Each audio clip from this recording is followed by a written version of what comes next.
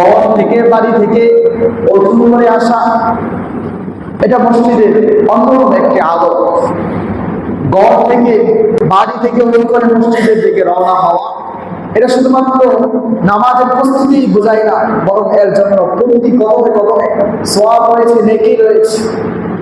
আমার কথা নয়, বিশ্বনবী দয়াল নবী রাসূল সাল্লাল্লাহু আলাইহি ওয়াসাল্লাম বলেছেন, عن عبد الله رضي الله تعالى عنه قال ما من رجل يتطهر فيحسن الطهور ثم يعمد إلى مسجد من هذه المساجد।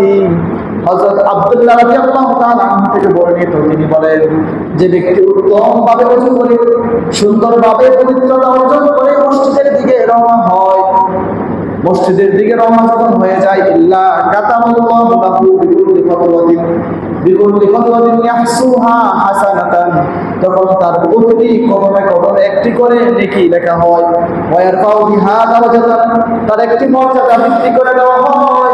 ওয়া ইয়াহাত্তু বিহা আনহু সাইয়্যাতান, প্রতি কদমে কদমে একটি করে গুনাহ মাফ করে দেওয়া হয়। বলেন